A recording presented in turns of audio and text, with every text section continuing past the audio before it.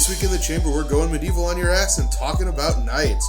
Talking about popular perceptions, why knights even existed, and talking about some fun games that you can play to feel like your favorite Arthurian legend on this episode of Fandom Roulette. Hey everyone, welcome back to Fandom Roulette. I'm Joe. And I'm Cody. So, Cody, what are some nerdy things you've been up to as of late? I actually downloaded Animal Crossing for my phone. Campfire? Yeah. Or whatever it's called? Yeah, you get to hang around with Animal Crossing animals and give them gifts and stuff. And, that's nice. Yeah, it's very therapeutic compared to my rage-inducing gameplay of Destiny 2. Oh, fun. Yeah, you're still on that, huh? Uh-huh. So what class are you preferring in Destiny 2? I only have a Hunter right now. When I played Destiny 1, I tried them all out, and Hunter was just my class. Very mobile. Fair enough. I like their kit more than I do the other classes. So okay, cool. So, what have you been up to? Yeah, so I recently finished a very enjoyable book called Grace of Kings, which I might have mentioned before in this little intro section, but it's a fantasy book written by Ken Liu, who up to this point was really only known for translating novels.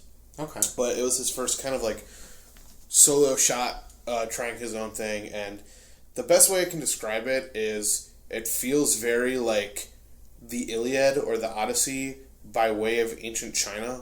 Okay, that's cool. So everything has a very Asian aesthetic to it, like kingdoms, and there are things that feel very much like the Imperial City, tomb where the terracotta soldiers are, right, and things like that. And there's this amazing pantheon of gods who they're POV characters from time to time, and they have this pact where they're not allowed to interfere in human affairs, but they're all doing it, and they're all trying to catch each other doing it, but it's all within the parameters that they set up for themselves. So it's like a mysterious person might show up and talk to a character and be like, maybe you should go left instead of right at this thing, or we'll send things, and then another god will be like, now brother, that was cheating, and then the god will be like, I merely gave him a suggestion. It's what he does that's up to it. And so I think that really kind of set it apart, because it's been a really long time since I've read anything with a really solid pantheon of gods that talk and interact with things like that. But it was a good read. I enjoyed it. It's very cool because lots of characters have POVs in it. So sometimes it was a little hard to keep track of anything, but you feel a lot of highs and you feel a lot of lows, and your kind of alliance shifts as the book goes around. It was a really interesting read. So cool. Yeah. So what are we talking about this week, Cody? We're talking about knights. Oh man, knights. Yeah. Arthurian legend. Well, yeah, of course. Sure. Cool. So yeah. So I think, as we've been going, we're going to start off with a little bit of history. Yeah. So that's my kind of thing. So knights, I think we all know knights from Arthurian legends, basically quite a lot of fantasy for quite a long time. All of that seems to be very Middle England, Arthurian legend type stuff. But, like everything, those things have kind of been manipulated over time and kind of gained some idealism and things like that.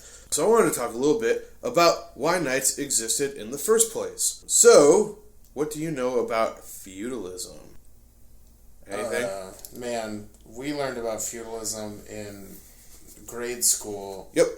And I was playing Pokemon. Okay. Instead of listening in class. That's fair. So feudalism was probably Bulbasaur. Yeah, I mean that makes sense considering it was a grass type thing. So feudalism was it was a system of power dynamic, which was basically you had big swaths of unprotected land.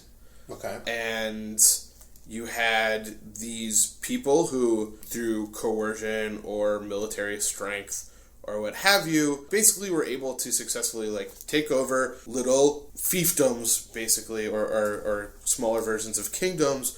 And so basically the power structure worked.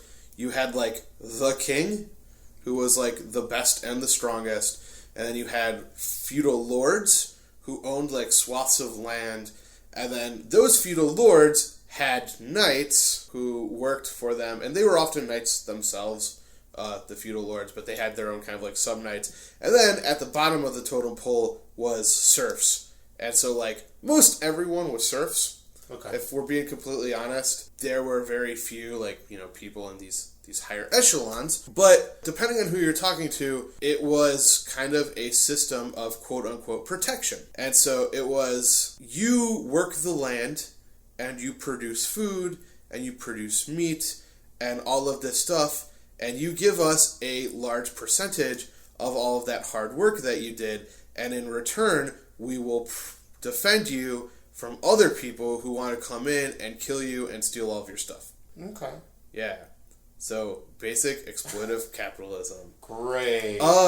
So, yeah, not the nicest thing in the entire world, obviously. Like a lot of things that we like to talk about and have kind of come down through popular history, it's sort of taken on these kind of rose-colored glasses from all of the things that surrounded it, even in their own context, like in their own historical context and things like that. But yeah, at its core, knights were really kind of like people who were designed to protect the common people, but at a pretty hefty price. You give us food so we don't starve, and in return, we prevent you from dying at the hands of other feudal lords or other kingdoms, in this case, which was probably more accurate. But, even in countries like, England and France, like, they hadn't really defined their borders yet, and so you might have multiple kings in very small sections and places. Okay. And so, these kings would fight each other. This whole concept of, like, one ruler for very, very large swaths of land was kind of never a thing until a little bit later in history. Okay. We're gonna play a little game that I enjoy playing, which is describe for me a knight. As you see it. Just as I see it. Sure. They got some armor. Cool. Protect themselves. They got a sword. Very nice. Shield maybe. Cool. Yeah. Often on horseback. Yeah. And then I guess on this fantasy side, because that's kind of where I fall in on this, sure. They are often battling people and going on quests for glory and all that good stuff. For sure, yeah. And so let's start off with the first thing, which was armor. Mm-hmm. Like anything else, kind of it manipulated and grew over time. So in early days, it wasn't uncommon for lots of knights to just sort of be decked out in basic chainmail. Cool. Which is, as I'm sure I'm insulting our audience, but, those shirts that are made out of tiny little chains interwoven together, things like that. And chainmail was often just a simple thing that knights would wear because the swords that they had weren't the best in the entire world. Broadswords weren't the most accurate. They tended to be kind of heavy. They tended to be kind of hard to swing, things like that. And so a simple chain shirt could pretty effectively deflect armor. But after a while, you start seeing knights in plate mail and things like that. And so there was a big change that created this need for plate mail, which was, of course, the crossbow. So lots of people like to think of, the gun as one of the most revolutionary things in the entire world. I don't think people quite understand how devastating crossbows were.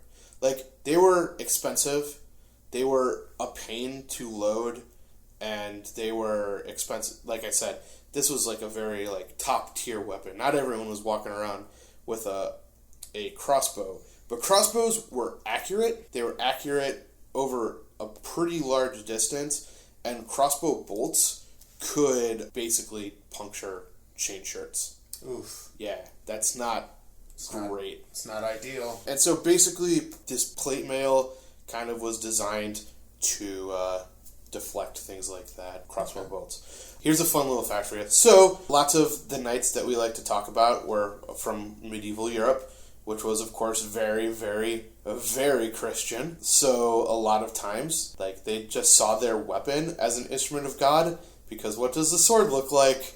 That's right, a cross. And a lot of times, heraldic imagery incorporated crosses, things like that, on your shields, on your banners, on your tunics. But, heraldic imagery kind of goes back as far as Greece and Rome. You needed to know who you were serving, and images were the easiest way to do that. And then the next thing you mentioned, and I think one of the most important things, is the horse. Yeah. So, once again, knights were, if you will, kind of a class, like a socioeconomic class, and so they were able to afford nicer things. One of those things being horses, because cavalries were incredibly important for having a successful army. Cavalries were fast, they were powerful, they could do formations that, average people just weren't able to achieve on foot, things like that. So you could do flanking, you could split people up and kind of charge in the middle, things along those lines. And the army with the most powerful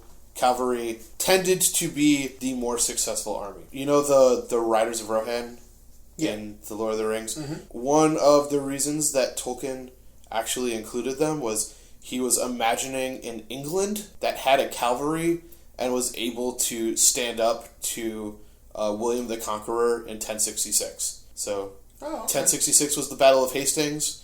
It's when the Normans invaded and completely took over England, and that was a thing that happened for quite a while. They had a cavalry and were basically just able to decimate any forces that England was, or the various kingdoms of England were able to whip up.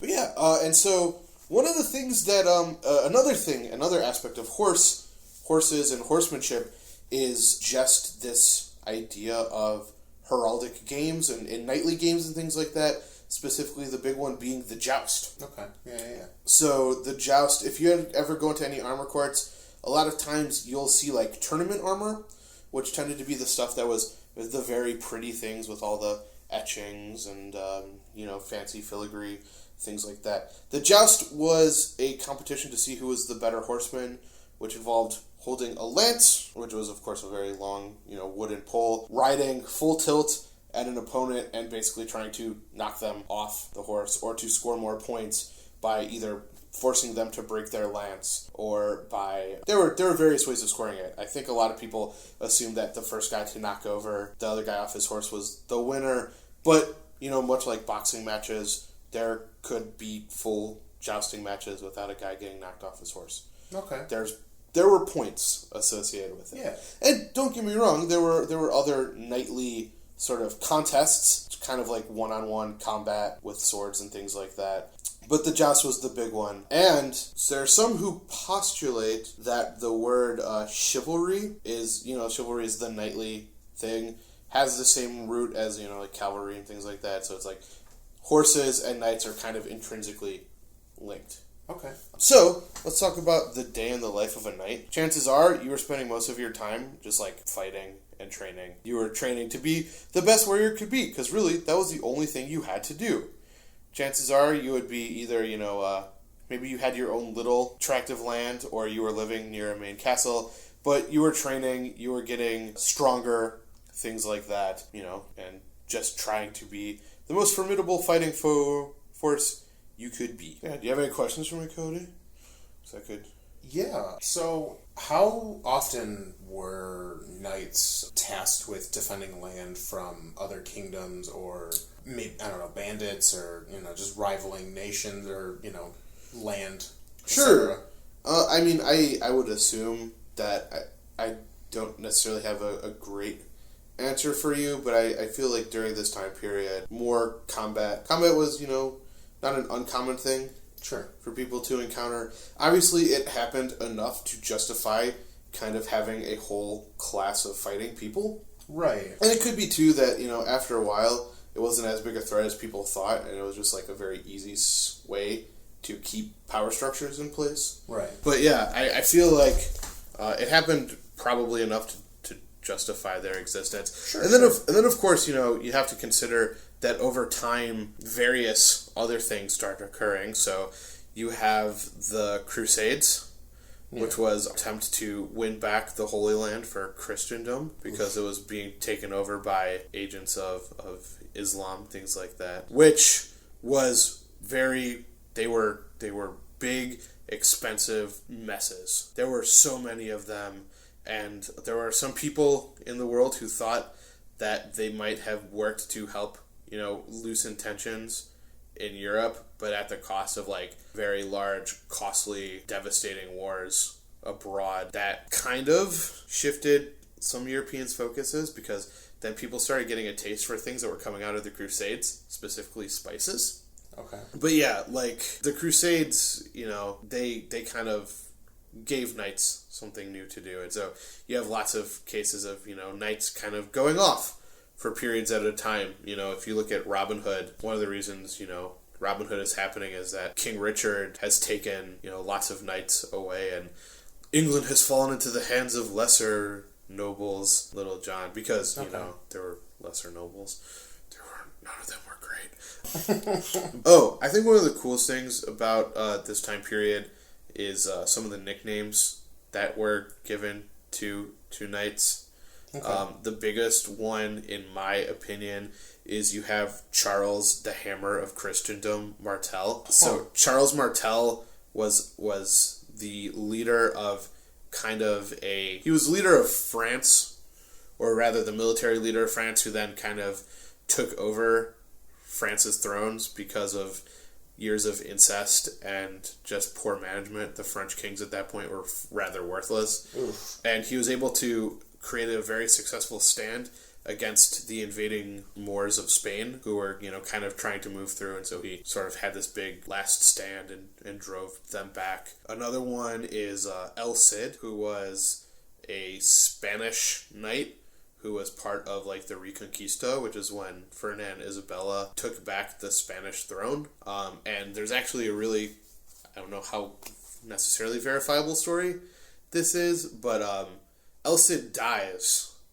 and he had a number of successful military campaigns, and, they hear it, and so the enemies start, rallying and things like that, and they actually took El Cid's body, put him in his full armor, and put him on his horse, and just the mere sight of El Cid riding on the field, a dead body just just flopping around, was enough to get them to retreat.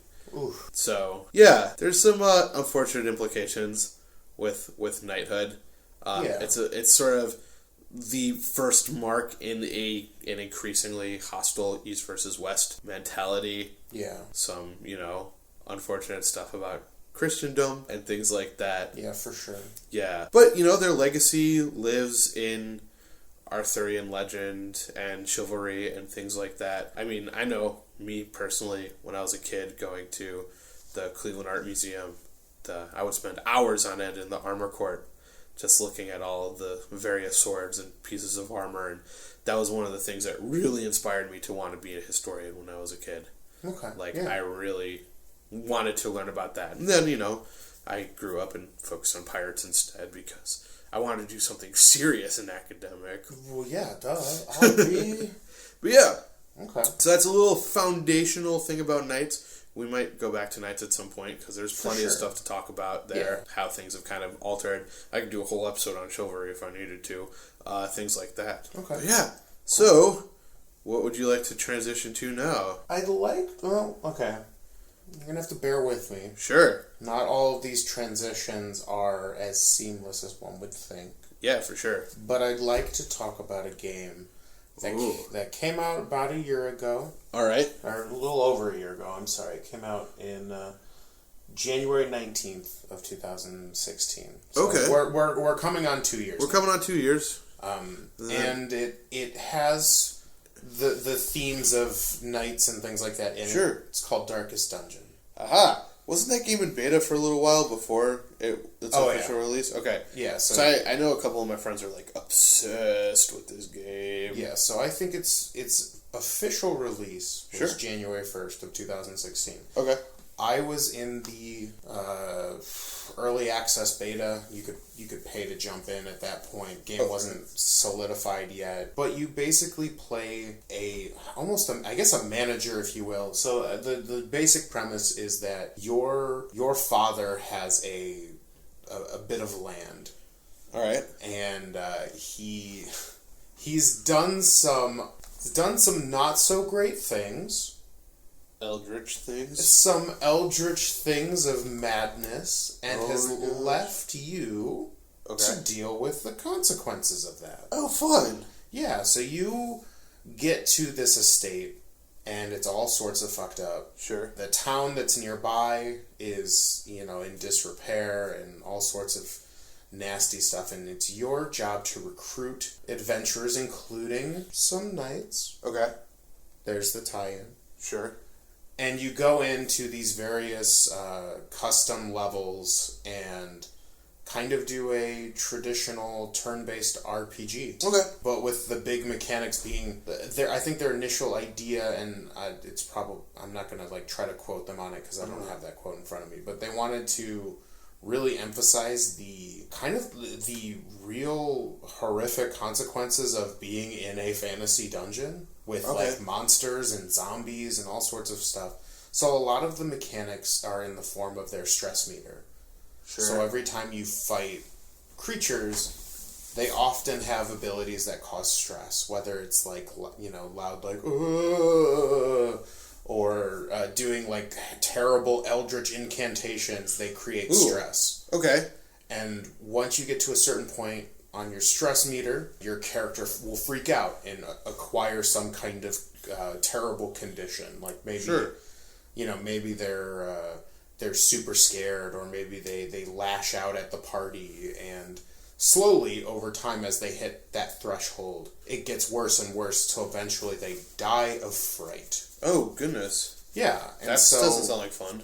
So your job is to kind of build up basically a small army to fight back the eldritch horrors and take back the estate. Okay, because I've seen people play it, and the aesthetic is very. Oh yeah, if I had to give a 10 out of 10 on something, it's definitely that aesthetic. Yeah, it's very dark, gritty. You have your traditional knights in shining armor. And I think they're called. What are they called? Crusaders. Yeah, wasn't there a class called Crusader? I know they have plague doctors. Yeah, so they go back to a really lepers. Yeah, that's actually. One of them. So one of the big classes, and kind of what we were talking about a little bit earlier, was they have a class labeled the Crusader. Yeah. And their whole kit is dealing with the unholy undead. Mm-hmm. Using clashing steel and armor and stuff like that. But they got plague doctors. They have arbalists, which I believe are your long-range marksman kind of thing. They have highwaymen, which are kind of early gun-toting, dagger-wielding people. They've got lepers was one of the classes, which is kind of focusing in on high raw damage, being kind of the front line. Sure. They have what's called the Abomination, which is this interesting class where it starts off as this kind of cursed, wretched person, and then they can turn into this beast that does a lot of damage. Interesting.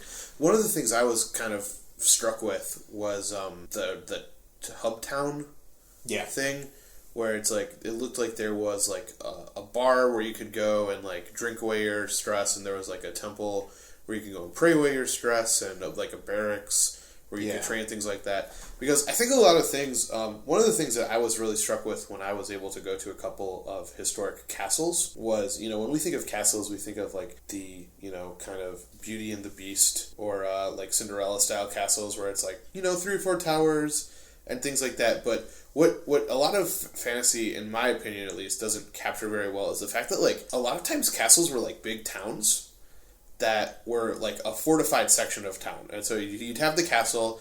Castle tended to be built on a hill or something like that. But they would have their own temple, and they would have their own kind of dining hall and sleeping areas and things like that. It was a large town, and if your section might have been invaded, people would fall back to the castle and things like that. And so it's cool because the hub system really felt to me like a town or a traditional castle. Yeah. with lots of little specialized areas for people to go and pray at and things like that. For sure.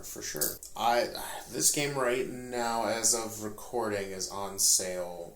I believe the base game is anywhere between $10 and $20, depending on if there's a sale or not. And it's a long game, and it's got some RNG, random number generated responses. Like, all of the dungeons are automated, like, so they're different every time you jump in. You can't memorize a area. It's a kind of sort of roguelike, right? Yeah, it's like a roguelike in that sense, especially because one of the big things that you'll find out real quickly are characters die pretty regularly.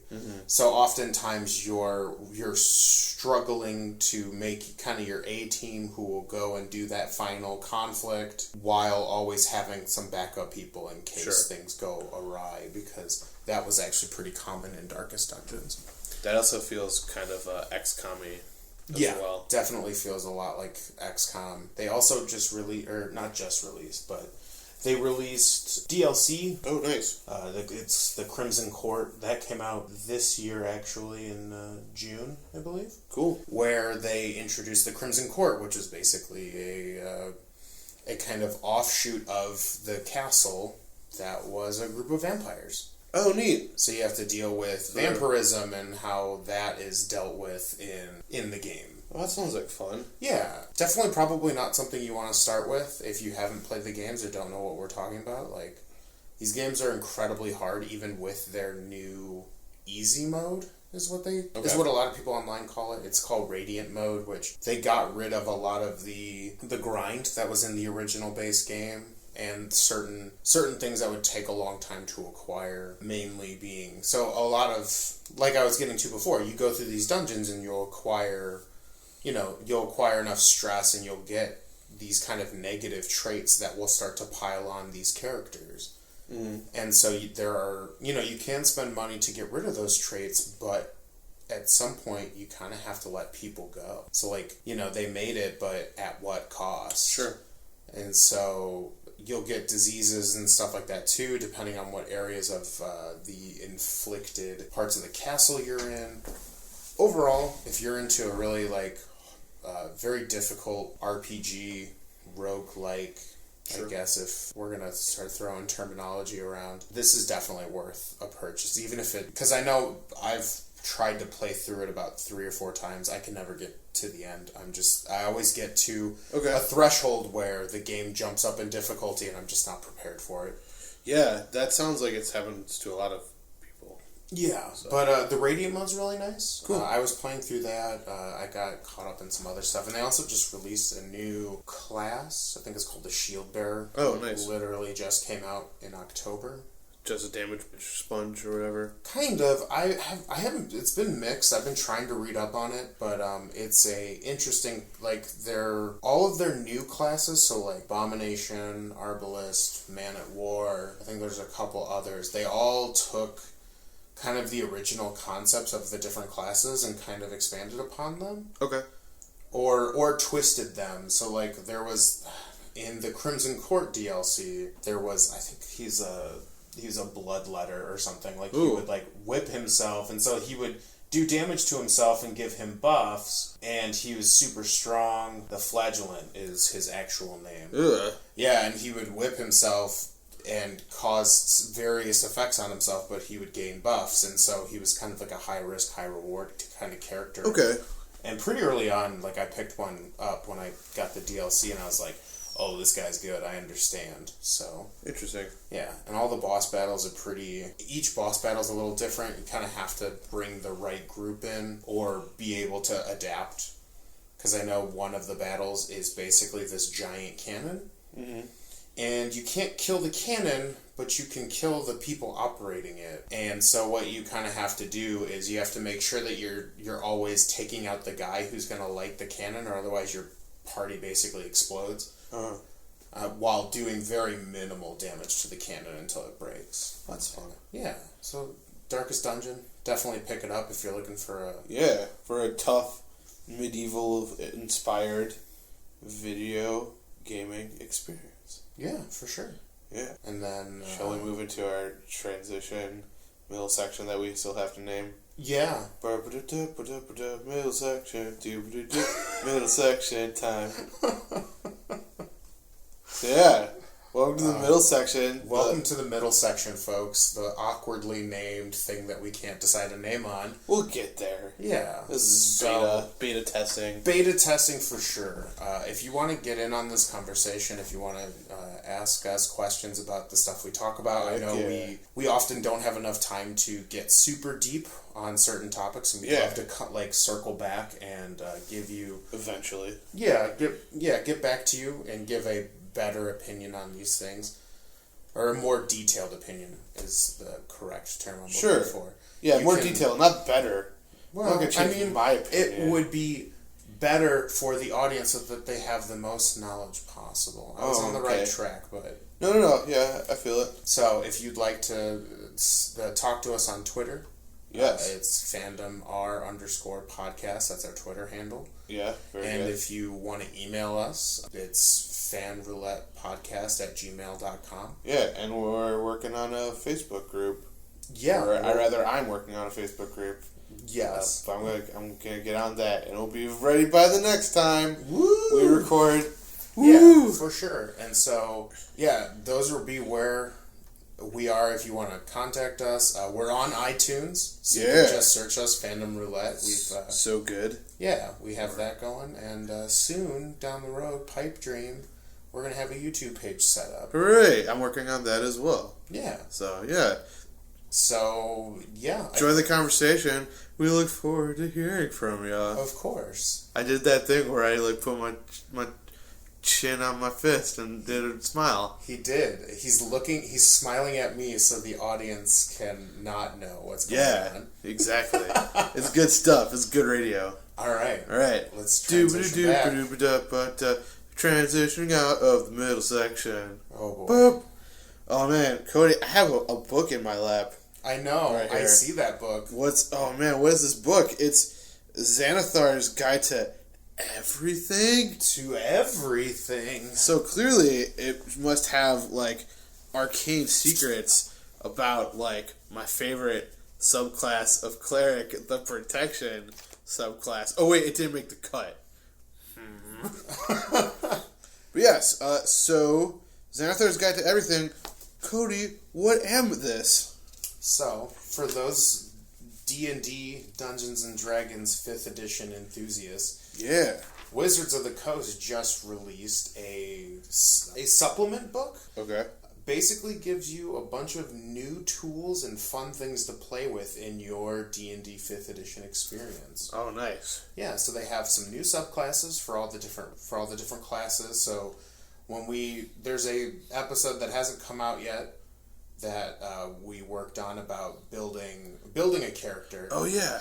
That when that does come out, this will make a little more sense. For sure. There are expanded options on how to basically maybe you're looking for a character that isn't quite in the bare bones of the class. Sure. And to keep this in theme, there is a Cavalier subclass for the fighter. Oh, very nice. That feels very knight in shining armor. You get proficiencies in horseback, and if that's your game. And by all means, it can be, because Dungeons and Dragons, as we've said before, is like a beautiful open canvas to do with whatever you would like. Yeah, you do have to work with other people, but it is a beautiful canvas in which to work on. Yeah. So as I'm looking through it, I also notice we have Paladins, which is another thing that feels to me very classic knight in shining armor, with one notable exception being that historic Paladins weren't able to cast magic. Although I bet some thought they could. Probably. But yeah, Paladins, at least how I always imagine them, is Paladins are almost always in plate mail. Oh, totally. With your traditional style helmets and things like that. However, not a lot of mounted combat perks for Paladins, which is, I guess, where this Cavalier subclass comes in rather nicely. Mm-hmm. But yeah, I think one of the neatest things about Xanathar's Guide to Everything is the fact that it has added so many tables if you don't feel super duper comfortable like building a character, or you just kind of want to do some fun things, it's tables for like, how many siblings do you have? What is your fear? What are your boons? Are you a criminal? What are your crimes? Yeah, your life, like it gives you a nice, easy way to roll out a character without a lot of deep delving into your brain to come up with the right character for yourself. And I mean, there are literal pages of tables. Yes, if that doesn't, it excites me. But if it doesn't excite you, there's still more. Sure. In this book, they've increased the amount of spells. So anyone who's an avid spellcaster will find some pretty cool spells. One of my favorites is the fact that you can just summon demons as a warlock. I'm so excited about that. What? Yeah, you can summon demons. It doesn't seem like they added a lot of cleric spells. That's kind of a bummer. They actually added a bunch of necromancy spells. Well, I mean, I know that's not your current jam, but they have made the cleric necromancer something that could easily be done with Xanathar's Guide. Very nice. They've also added some feats. That's kind of a side option that kind of gives your character a little more finesse, a little more pizzazz than your standard game. I always like feats; they're fun. As I was going through the main book, I noticed that there was not a lot of feats that I was super duper impressed with. Yeah, and they added a bunch of racial feats depending on what race you picked. Nice. So yeah, I think there's 2 for each race in the player's handbook. Very neat. Lots of cool. I mean, kind of anything under the sun. If you're looking to expand, like if you're just getting into D&D and you've kind of looked through the player's handbook and you're like, man, I like this. This is a really cool hobby, but I want like a little more. This is a good supplement to pick up. So I have a question for you. Yeah. As a dungeon master. Cool. I love these questions. So we've now been playing for like close to a full year, a little over a full year at this point. Yep. On and off, more on than off, which is kind of nothing short of a miracle. Right. With Dungeons and Dragons. I feel like that's always sort of the main thing that maybe takes down a group more than anything else is just scheduling. But let's say that there was someone who was looking through Xanathar and they noticed that there was something they really wanted to be and they couldn't just based on the limitations. How would you handle allowing like a character to, for instance, let's just use me as an example. Sure. I'm currently a life cleric. Let's say I was reading through and I really wanted to transition to a different like sort of class of cleric or a style of cleric. Sure. How would you handle that in fiction? In the fiction? Well, I've done this before. We had a party warlock who didn't really want to play the warlock to begin with. I think later it was revealed to me that they kind of picked it because they were looking to play something akin to maybe like a Jedi, but without the lightsaber. So, kind of a telepath, using telekinesis and manipulating people's minds. And so what we decided in the fiction is that if he could get his players to kind of go on this crazy quest to remove the dark magics from his body, and it was pretty rough. You guys, towards the end there, it got pretty hairy. Yep. But we just, in the story, removed his warlock levels and just gave him that mystic unearthed arcana class. Okay. I'm always under the assumption that like I want you to enjoy the class you're playing, or I want you to enjoy what you're playing. Sure. And if you're not playing it, I want to work with you to make sure that we can tweak it. So like in this case, if you were a cleric and you wanted to change out your cleric, I think there could be a fun quest where we, kind of deep dive into Umgrom. Maybe you gotta maybe you're not feeling the Gustavian faith. Well, that's impossible. Well, right, but I mean, or maybe you could be doing more, and you feel that your life domain is not exactly what it is. We could work on a quest of sorts that your party could help you with to get to basically switch you over to something you would be more interested in. Interesting. I know that's not the case.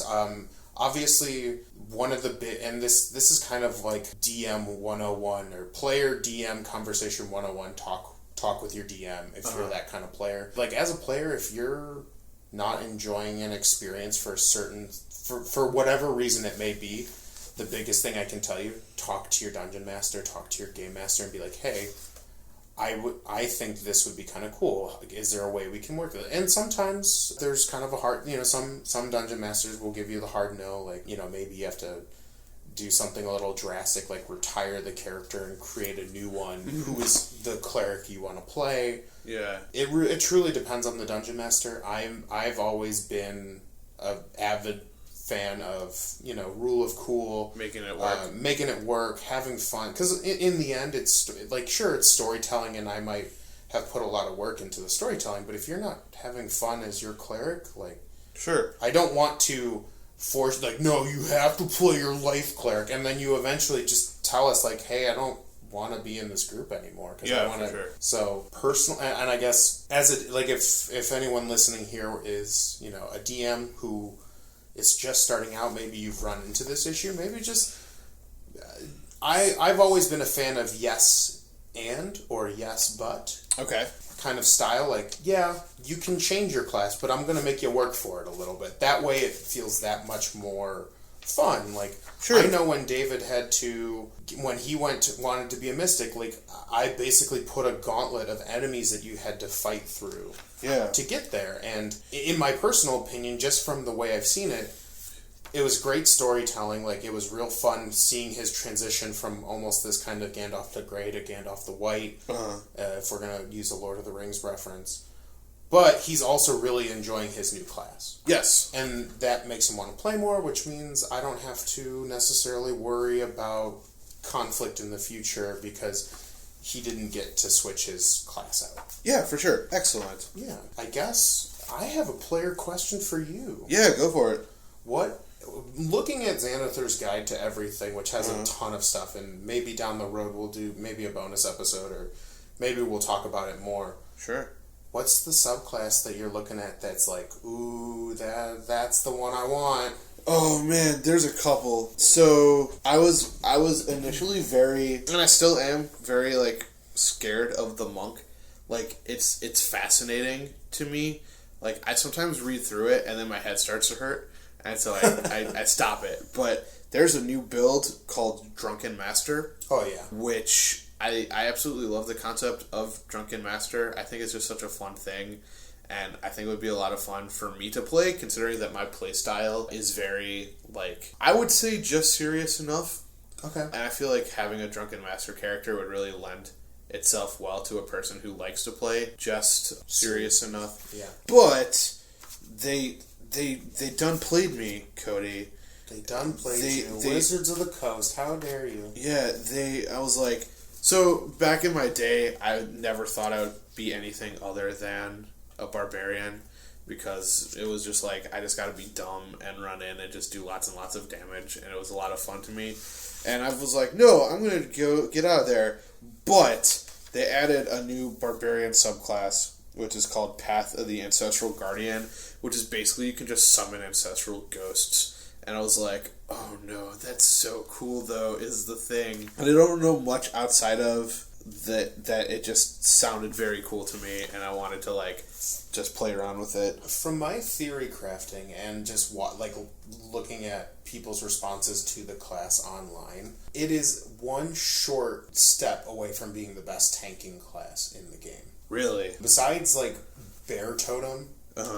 Which is the best. Right, which is single-handedly the best tanking class. And by tanking, for people who aren't familiar with the term, tanking refers to basically soaking up a lot of damage so that the rest of your party can, like, inflict damage without too much consequence. So you usually have a lot of HP, or you have a lot of damage reduction. Yeah.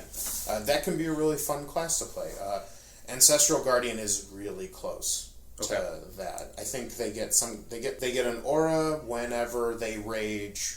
And I like this role-playing wise, because I almost kind of like the idea that this is the barbarian who doesn't necessarily rage out, and rather he calls upon the ancestral spirits to aid him in combat. Okay. But yeah, I think at least from what I've read you get a lot of damage reduction for your party members, because if anyone tries to not attack you within the Ancestral Guardian aura, they get disadvantage, I believe, or some kind of penalty to attacking someone other than you.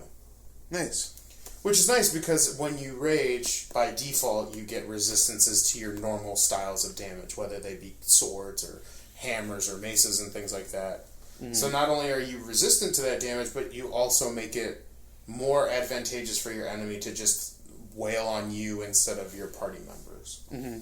So yeah, I think it's a dope class. I would love to play an Ancestral Guardian at some point. It's like, part of me, I love our main quest and everything. It's like, every now and then I would like to, take a break and build someone new, but I know that I'd probably get a little bit of pushback from our people. Well, so. I know, and I don't know if this will necessarily get put in the podcast or not, but we're going to, when this ends, when our current campaign ends, which who knows how long that's going to be. My guess, with everything that I have planned, probably it'll end at the end of next year. Okay. So end of 2018. That depends on a lot of factors as well. Correct. So. It could end very abruptly if the entire party dies. Yeah, or it could scheduling and scheduling could get bad again, and then we miss out on some time. But tentatively, at the end of 2018, we'll be done with this campaign. Okay. And I've suggested this to David, and now I'm going to throw this out to just the universe. Okay. We're going to do a series of one-shots to decide who's going to be the next Dungeon Master. Oh, okay, cool. All within D&D, or are we gonna, not necessarily. We don't have to. I know my one-shot will continue to be in 5th edition just because... That's what and you're comfortable with? Yeah. Sure. But yeah, I know one of our party members, David, is looking to do a one-shot. In 5e? Or yeah, I believe it's in 5e. It's, it'll be fun. See, it's so intimidating to me. Like, I don't doubt it. It looks intimidating, but a lot of it is just being confident in yourself and I guess communication, letting your player, like, from DM tip of the week. Uh-huh. Letting your party know that, hey, I am kind of new to this, so I might not have all the answers, and things might slow down a little bit. But hey, you know what?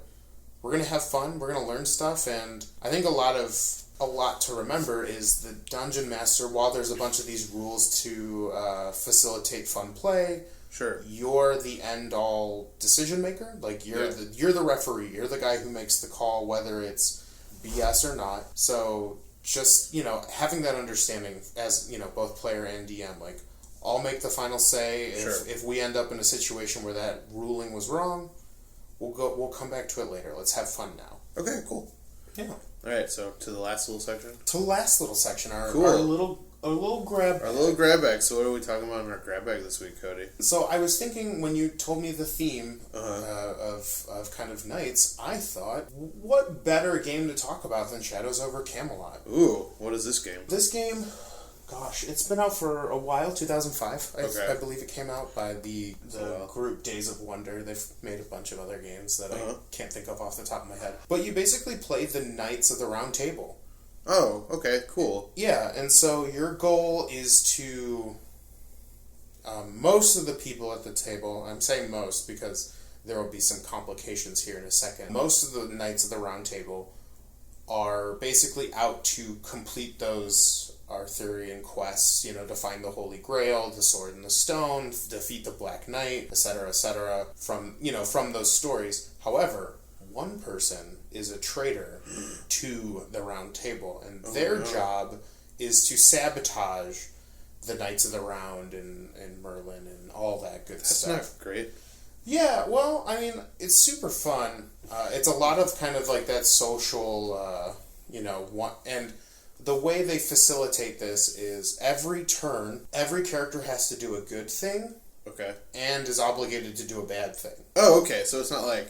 right. I poisoned the well. It's like, well, clearly you're the evil right. guy. So everyone kind of has to do a bad thing on their turn. So it's easy to hide yourself as the villain because everyone's got to do it. So if everyone has to do a good thing, is there like varying degrees of good? Or it's like one guy's like, I slay like the evil king outside of the walls, and then like the trader's like, I rescue a little girl's kitten from a tree. It's technically good, but it's not helping out Camelot in the long term.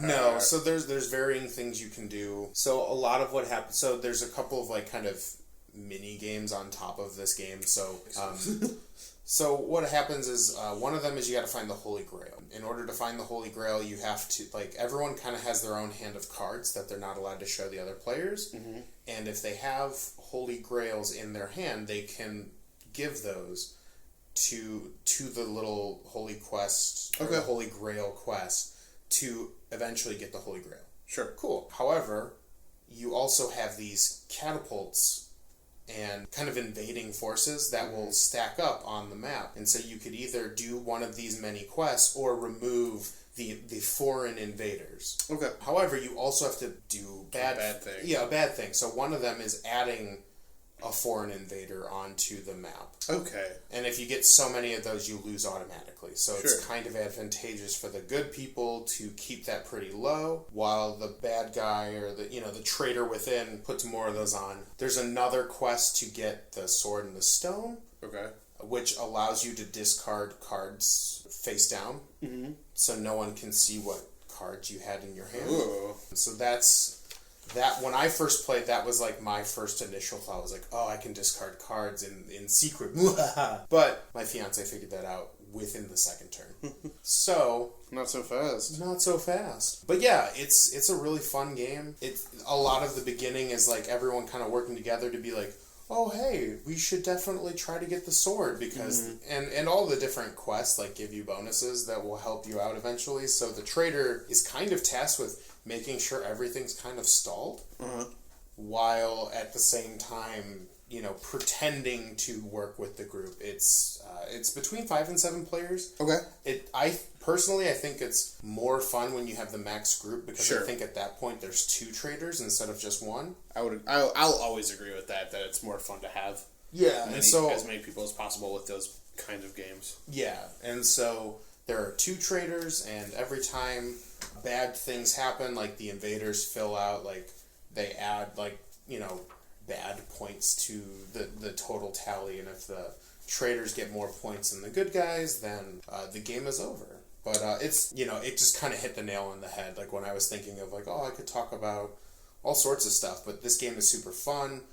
I believe it's only about $40. I don't know that off the top of my head. I know Amazon typically has a deal on anything. Like basically, rule of thumb: if you have an Amazon Prime account, like why aren't you using that? Yeah. But the game's really fun if you've got a group of friends willing to try it out. I know it starts a little daunting because there's like a lot of little pieces to add to it. Yeah, it sounds like a lot of moving parts. But it's super easy to understand once you kind of get in the hang of it, and I always love games that are kind of the social, like, oh, I gotta hide the fact that I'm a traitor. I know me and my fiance are not good at these games when we're on opposite sides. Okay. Because we know each other's tells, like, almost to the T. See, I'm very good at those kinds of games. Yeah. I think, so there's this game called The Resistance, which is a social line game. I love that game. I think I might have lost once. Damn. That's pretty good. No, twice. And we've played it at this point probably close to a dozen times. Nice. So my win-loss ratio is very high in the win column. And the one time I miss it, I forgot that one of the people I was playing with was very, very nobly dumb. And I was, and then the other time it was just the person I was teamed up with wasn't the best person to be teamed up with. Gotcha. So, yeah. And then I think another good, it's not quite a social line game, but But when you brought up Robin Hood earlier, it reminded me of another fun, like, kind of social game is Sheriff of Nottingham. Okay, I've heard about that one. Yeah, that's another game. It's smuggling, right? You're smuggling, like, illicit goods into the Kingdom of Nottingham, and so the sheriff's goal, typically, is to, find these out and basically go, nah, like, don't do that. But a lot of the game is you can bribe your officials with extra money to get away with illicit goods, because if you can get those goods into your stockpile, they give you more points at the end of the game. Fantastic. So yeah, there's a lot of social fun things you can do with that game as well. Cool. That's also a pretty relatively cheap game. Definitely worth a pickup if you've got friends who are willing to learn the rules. Very nice. Yeah. All right. Well, I think we should wrap it up. Yeah, for sure. All right. Well, thank you guys so much for listening to our podcast again. As always, you can enjoy the conversation and that stuff we talked about in our mail section. Yeah. And we look forward to hearing from you and hearing how we're doing, all that good stuff. For sure. But signing off, I'm Joe. And I'm Cody. And as always, stay nerdy. Stay super nerdy.